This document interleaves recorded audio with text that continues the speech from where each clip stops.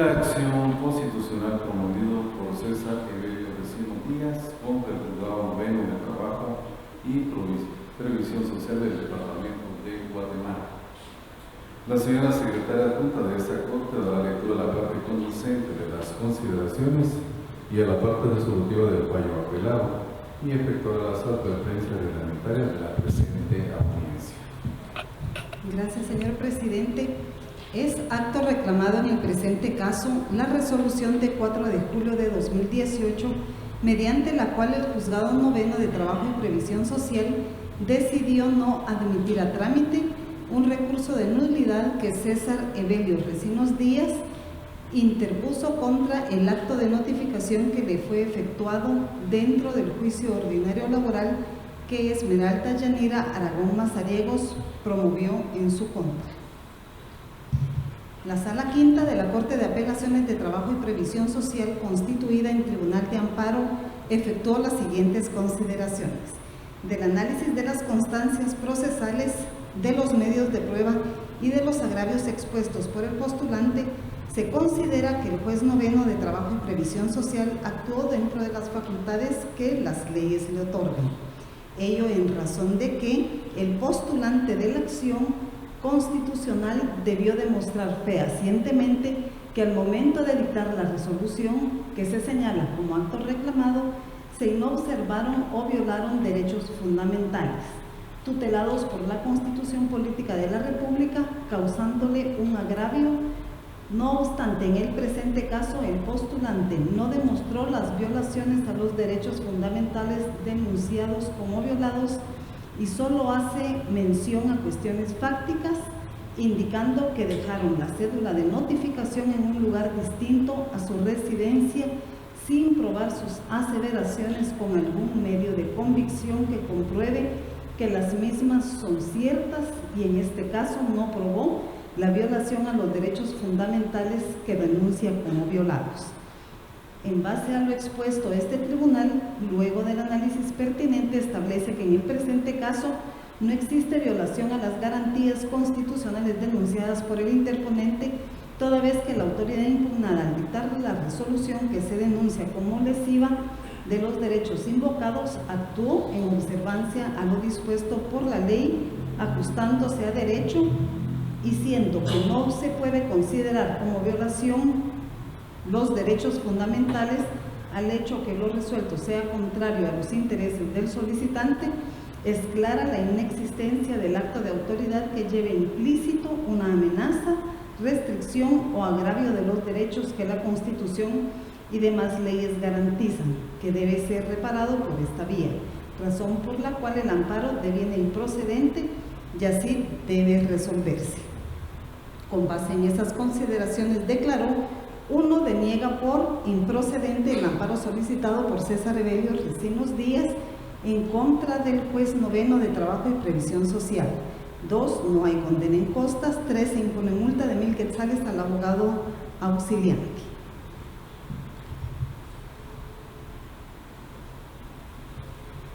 Reglas para el uso de la palabra. Quien haga uso de la palabra deberá: A. Dirigirse directamente al tribunal.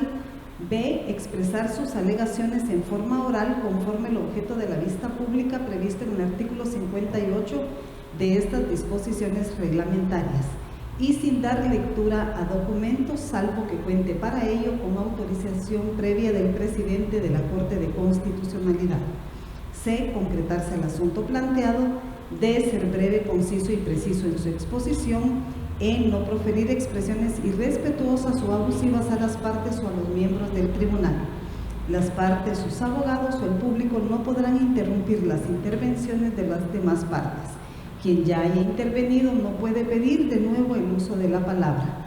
El presidente de la Corte podrá amonestar a cualquier persona para que se conduzca de conformidad con lo previsto en esta normativa. En caso de incumplimiento puede suspender el uso de la palabra o no concederla si aún no ha intervenido, y ordenar el desalojo de quien o quienes cometan esas irregularidades. En todo caso, el presidente determinará a su juicio las circunstancias que se den en el desarrollo del acto para tomar las medidas que considere adecuadas en relación a las infracciones cometidas. Tiempo de duración de las intervenciones. Cada parte o sujeto interviniente hará uso de la palabra en un tiempo no mayor de 15 minutos y podrá compartirlo o concederlo a su abogado auxiliante. El presidente, a su criterio y según la importancia o extensión del asunto, podrá autorizar mayor tiempo. Es todo, señor presidente. Muchas gracias. Pueden hacer uso de la palabra el solicitante del amparo, apelante y requerente de la vista pública, César Evelio Vecino Díaz, quien actúa con el auxilio del abogado Jorge Octavio Gamboa Carrera, quienes compartirán el uso de la palabra. Muy buenos días. Primero doy gracias a Dios por la bendición de poder estar ante esta corte. Buenos días para todos. Estamos solicitando la nulidad de este proceso y de todo lo actuado, debido a que cuando esto se llevó a cabo, según consta en mi pasaporte y lo mandamos al tribunal también esta información, yo no estaba en Guatemala, no estaba en el país. Y antes de proseguir quisiera mencionar algo importante que dijo un jurista en los años 1800.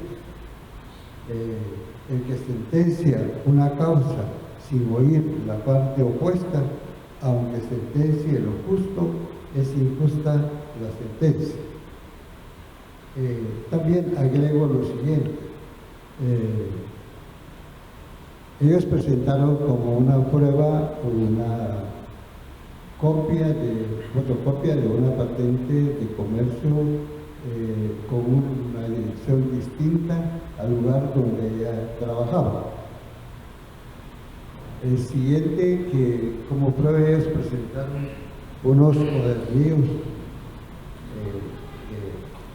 que son iguales a estos, los cuales me pertenecen a la empresa, y ella los sustrajo. En estos cuadernos están anotados los anticipos y dinero recibido de parte de la señora Esmeralda. Por lo tanto, esto no debió haberlos sustraído de mi escritorio, de la tienda donde ella trabajaba. Además, no fueron presentados dos cuadernillos, una donde ella ha recibido préstamos y ha retirado mercadería para uso familiar y comercial. ¿Por qué no fueron presentados estos dos cuadernos que estaban adjuntos a los que sí está presentando? Manifiesto también no tener ninguna situación difícil de trato con ella. Yo la invito a ella a dialogar en cualquier tiempo, en cualquier momento, de ser prudente. Por estas razones, yo estoy solicitando la nulidad de este proceso, y muchas gracias por escucharme, y paso la palabra al abogado Gamboa. Gracias.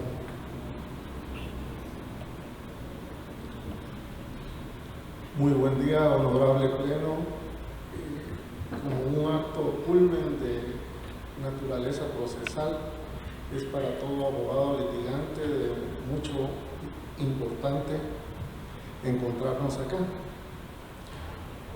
Mi representado ha manifestado más o menos los hechos que han generado una inconformidad con esta situación. Voy a permitir que se me autorice a auxiliarme de este escrito, que es el planteamiento del amparo, únicamente por las fechas y únicamente por algún folio que yo quiero remarcar. Sin embargo, básicamente mi alocución estriba en la meditación que yo les suplico hagan respecto a reexaminar los hechos, a ponderar y valorar los medios de prueba y luego a establecer si es justa o injusta la sentencia de primer grado en este amparo que nos ocupa. En primer lugar, yo quiero hacer una observación en cuanto al Romanos III de esa resolución por medio de la cual no se da trámite a un recurso de nulidad.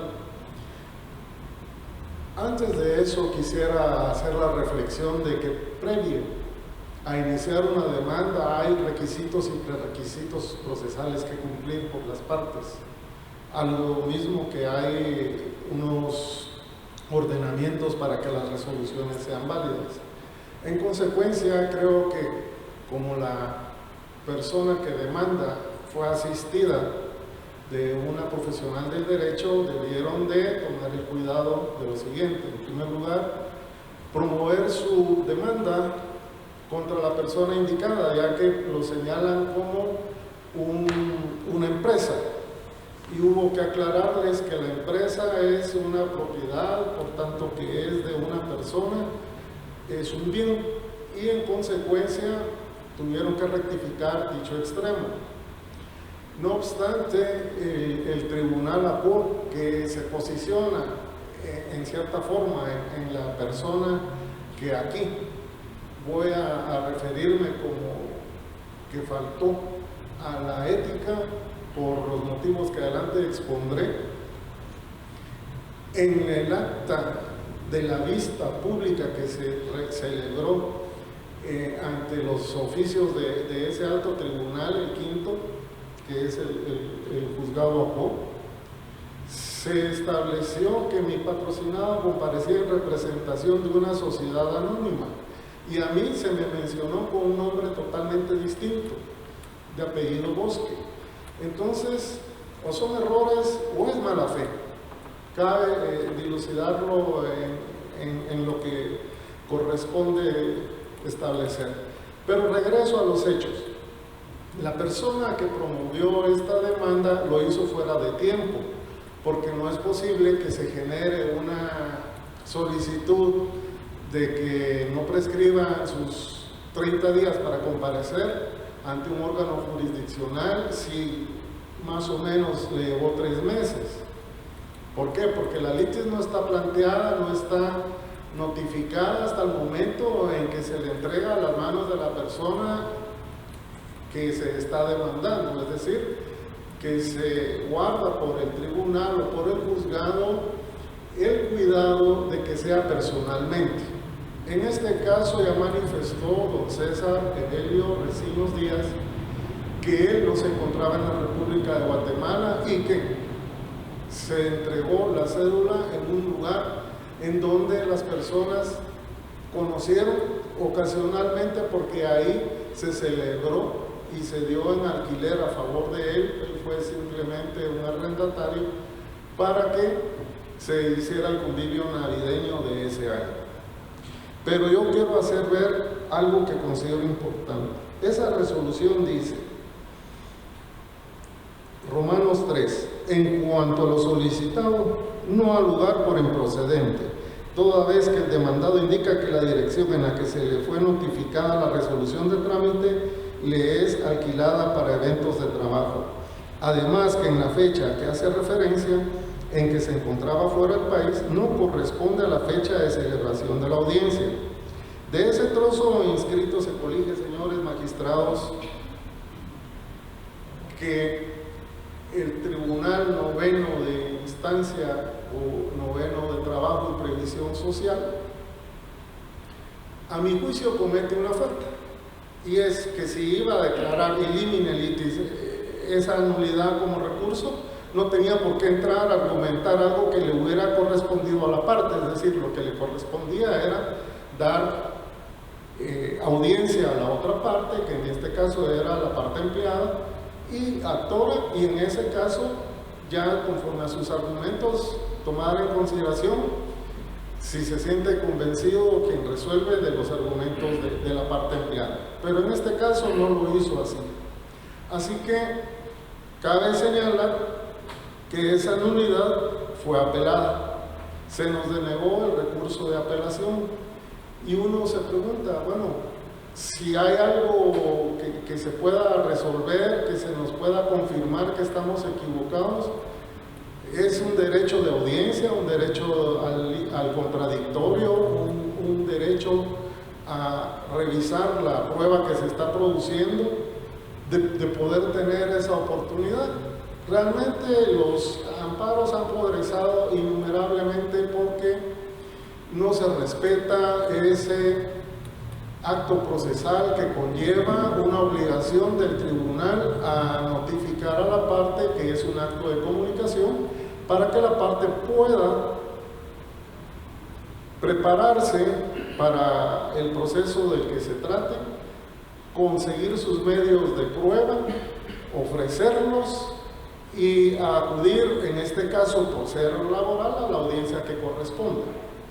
Otro punto de vista es que nunca pidió la parte actora o empleada del proceso ordinario que se declarara a don César Evelio Recinos Díaz como ausente y por lo tanto imperara la posibilidad de resolver en su rebeldía. Eso fue algo que resolvió de oficio del Tribunal Noveno. Es decir, es una falla procesal que yo considero estaba a cargo de su abogada plantear la solicitud en la audiencia de que fuera declarada la persona de don César Evelio Recinos Díaz ausente y por lo tanto confesa si es que tenía posiciones, y también la posibilidad de poder seguir el proceso en su rebeldía, pero se continuó de manera que no se observaron las garantías procesales del debido proceso. Así que ya una vez en vista de que se rechaza el recurso de apelación, se promovió un amparo que fue designada la Sala Quinta de Trabajo y Previsión Social en su carácter de tribunal extraordinario, en este caso de amparo, y esta entidad en el punto resolutivo número 6 indica: de conformidad con los presupuestos procesales contenidos en el artículo 28 del artículo 01 del acuerdo, número 1 del 2013 de la Corte de Constitucionalidad, este tribunal releva del periodo de prueba la acción constitucional de amparo de mérito, puesto que consta en autos prueba suficiente para emitir el fallo respectivo. Es decir, si un tribunal considera de los alegatos de las partes que no existe una posibilidad de llevar el periodo de prueba porque es abundante, luego resuelve contrario sensu, es decir, dice que no se tuvieron por suficientemente probados los extremos de quien estaba buscando el amparo. Esto lo pueden ustedes observar en los folios 54, 73, 89 del proceso que tienen a la vista. Así también cabe resaltar que hay falacias, quizás son errores o ustedes podrán determinarlo en su oportunidad, pero el Ministerio Público en esa vista pública no acudió. ¿Por qué? Porque acudió tarde, entonces no pudo presentarse. La persona que es el tercero interesado no acudió porque no se pudo identificar ante el tribunal. En consecuencia, su abogada tampoco tuvo la palabra. Eso obra en el DVD que documenta esa audiencia. Sin embargo, pueden ver en la certificación de los autos que les han de haber remitido o en los originales que hay dos memoriales, uno presentado el mismo día de la audiencia por la parte tercera interesada a las 8:12. ¿Cómo es posible que en la audiencia no pudieron haber indicado que habían evacuado la misma por escrito? Asimismo, en el DVD se observa cuando ingresa el representante del Ministerio Público indicando que por los vehículos que generan el tráfico en aquel lugar no pudo llegar en tiempo. En consecuencia, se puede establecer que no evacuó su vista o su audiencia por escrito, sino que falazmente la presentó ante el juzgado de faltas, y ahí lo trasladaron y fue recibido en el tribunal a las 12 horas y aproximadamente 30 minutos. Es decir, el secretario de esa sala no quiso tomar el riesgo de tenerlo por recibido. Así las cosas, suplico ver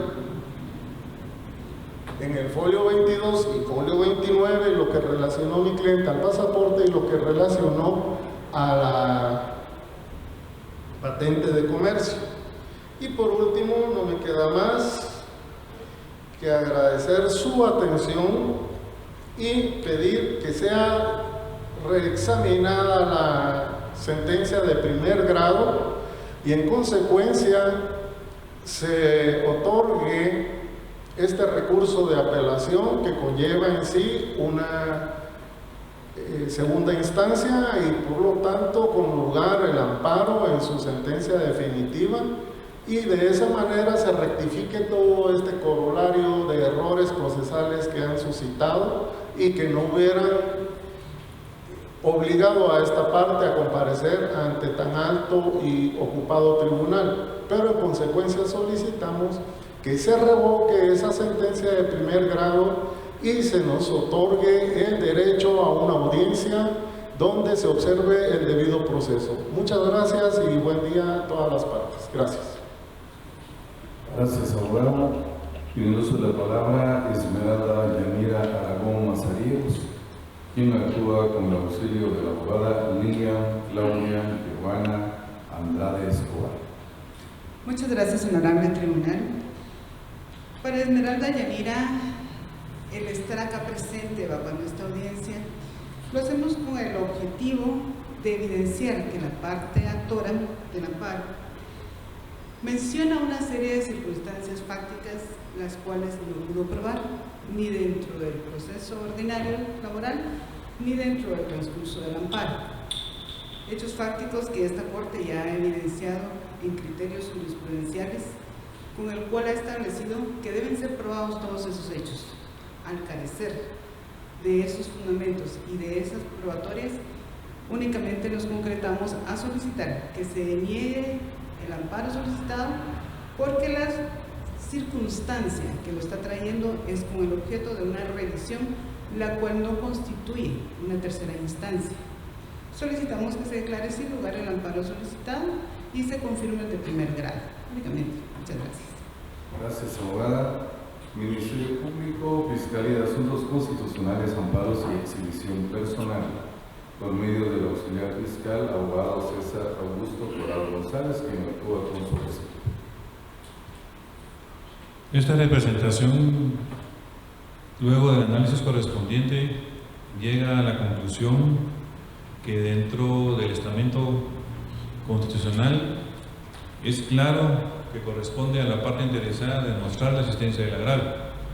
Uno de los presupuestos procesales y requisitos sine qua non dentro de la presente tutela judicial es establecer que efectivamente exista una violación a conculcación a derechos y garantías de relevancia constitucional. En el presente caso es evidente con meridiana claridad que la tesis que sostiene el apelante es a todas luces incongruente, toda vez que el Tribunal Constitucional, al momento de declarar sin lugar la acción de amparo, emitió un fallo con la debida fundamentación. Todos los argumentos vertidos por la sala que conoció son idénticos a los argumentos que esta representación realizó dentro del análisis correspondiente y obra dentro del presente expediente, razón por la cual consideramos de que al no existir el agravio señalado por el amparista, consideramos de que el recurso de apelación deviene improcedente y el amparo también, razón por la cual, siendo que dentro del presente proceso él no logró demostrar en la vía ordinaria ni tampoco en la vía constitucional sus agravios, consideramos de que el amparo deviene a todas luces también improcedente. Solamente, muchísimas gracias. Gracias, abogado. Se clausura la presente audiencia.